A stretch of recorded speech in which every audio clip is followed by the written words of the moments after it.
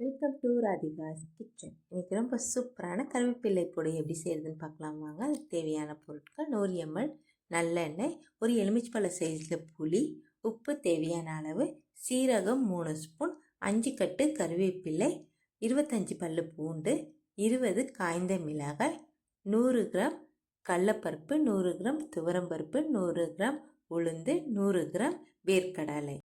ஒரு 50 ml எண்ணெய் ஊற்றிட்டு கருவேப்பிலையை அதில் வதக்கி எடுத்துக்கலாம். ஒரு 10 நிமிஷம் அடுப்பை மீடியம் ஃப்ளேமில் வச்சுட்டு வதக்கி எடுத்துக்கணும். இது ஒரு தட்டுக்கு மாற்றிக்கலாம். மாற்றிட்டு ஒரு 2 ஸ்பூன் எண்ணெய் ஊற்றிட்டு இப்போ பூண்டை போட்டுட்டு அது நல்லா வதக்கி விடணும். இது பூண்டு கையில் எடுத்து பார்த்திங்கன்னா நல்லா பட்டுன்னு ஒடியும். அதளவுக்கு நல்லா பொன்னிறமாக வர வரைக்கும் வதக்கி எடுத்துக்கணும். கருவேப்பிலையை நல்லா அலசிட்டு கழுவிட்டு ஒரு காட்டன் துணியில் காய வச்சுட்டு அதில் ஈரப்பதம் இல்லாத மாதிரி கையில் எடுத்து பார்த்திங்கன்னா தெரியும். அந்த அளவுக்கு காஞ்சி போயிருக்கு. அதுக்கப்புறமா நம்ம எண்ணெயில் வறுத்து எடுத்துக்கணும். கடலப்பருப்பு, உளுந்து, துவரம்பருப்பு 3 ஸ்பூன் எண்ணெய் ஊற்றிட்டு ஒன்றா போட்டுட்டு ஒரு 4 நிமிஷம் மீடியம் ஃப்ளேமில் வச்சுட்டு வதக்கிட்டு அதுக்கப்புறமா வேர்க்கடலை சேர்த்து ஒரு 2 நிமிஷம் வதக்கி விட்டுக்கணும். இது ஒரு தட்டுக்கு மாற்றிக்கலாம்.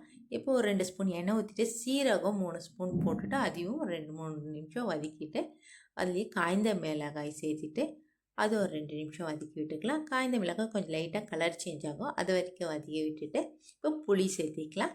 புளி சேர்த்துட்டு ஒரு 2 நிமிஷம் வதக்கிட்டு இது எல்லாமே ஒரே தட்டில் போட்டு நல்லா ஆற வச்சிடணும். அதுக்கப்புறமா தான் நம்ம அரைக்க போகிறோம். இது நல்லெண்ணெயில் தான் செய்யணும். வேறு எண்ணெயில் செஞ்சிங்கன்னா கெட்டுடும்.